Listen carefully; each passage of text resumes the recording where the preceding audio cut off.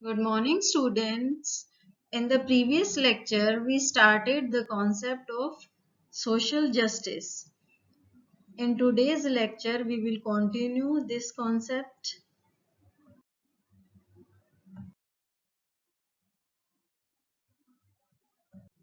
According to justice, we discussed every individual in the society get equal and due share, which he or she deserves. But it is a very difficult question how we will decide to give each person his or her due. A number of different principles have been put forwarded in this regard. One of the principle is the principle of treating equals equally. Apart from equal rights, the principle of treating equals equally would require that people should not be discriminated against on grounds of class, caste, race, or gender. They should be judged on the basis of their work and action and not on the basis of the group to which they belong.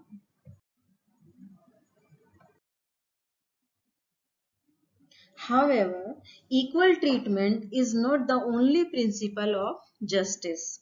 There could be circumstances in which we might feel that treating everybody equally would be unjust.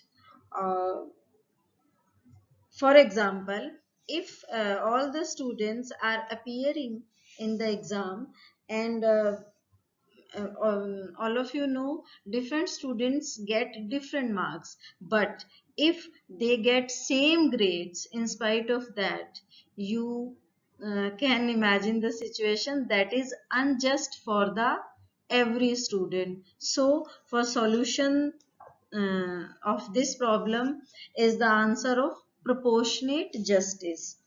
The Greek philosopher Plato and Aristotle believed that justice meant proportionate equality, that is, treating equals equally and unequals unequally. A man's right and awards, Aristotle believed, must correspond to his worth and his contributions to society.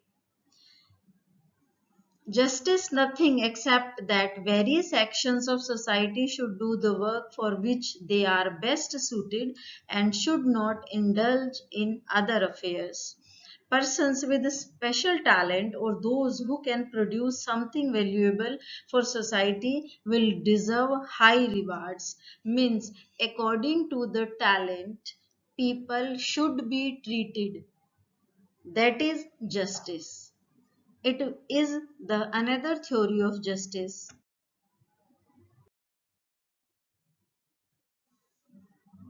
A third principle of justice which we recognize is for a society to take into account special needs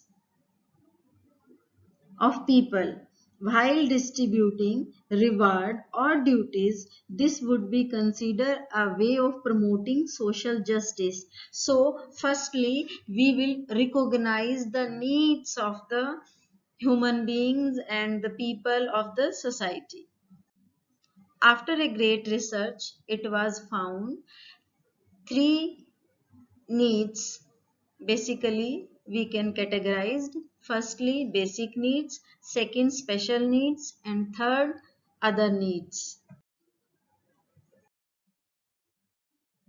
Firstly, basic needs. Fulfillment of basic needs of all is necessary. Views about our basic needs will vary from country to country. Basic necessities of life include food, clothing, and a small shelter, besides such other things that we use regularly in our ordinary life. For the satisfaction of one's basic need, a person should be ensured the right to work. Second type, special needs.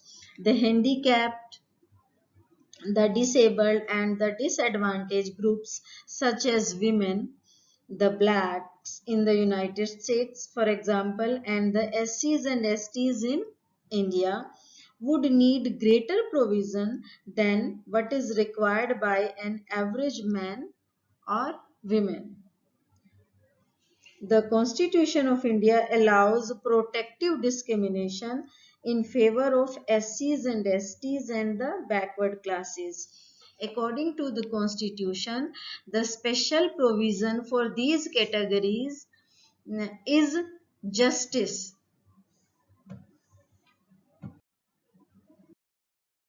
I hope all the points are clear to you, and in coming lectures we will continue our same topic. Thank you and have a nice day.